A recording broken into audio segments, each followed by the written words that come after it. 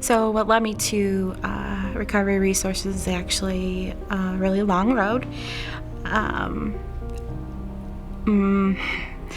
mom was an alcoholic. My stepdad sexually harassed me. I got married at a very young age. I ended up having a child very young.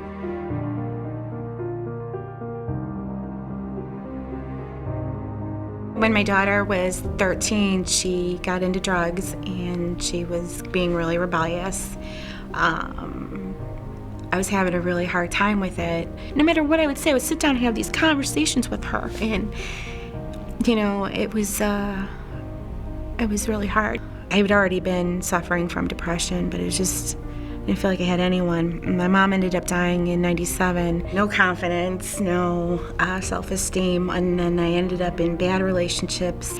I didn't have anybody really to turn to, so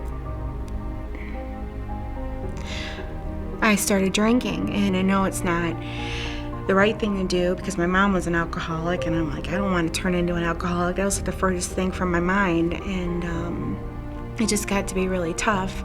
This one day, I just couldn't take it anymore, and I drank so much that I blacked out.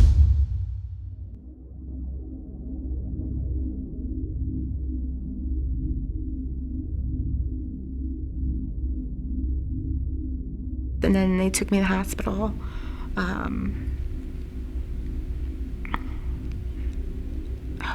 Sorry. It was tough. It was a really, really tough time.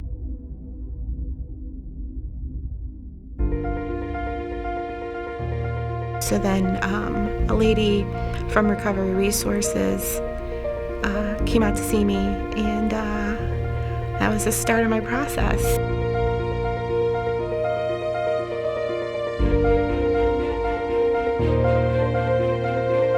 So one of the things I do is look beyond and meet the client where they are, because one of the things you have to remember is we're all individuals. We all come with flaws. We all come with things that may not seem pretty to the eye.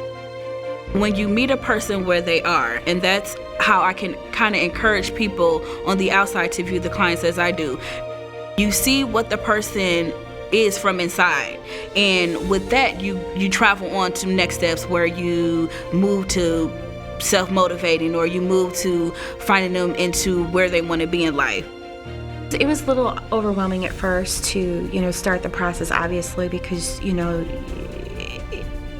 got a lot on your shoulders. You're really upset. You want help, but you just feel like your life is flying in all different directions.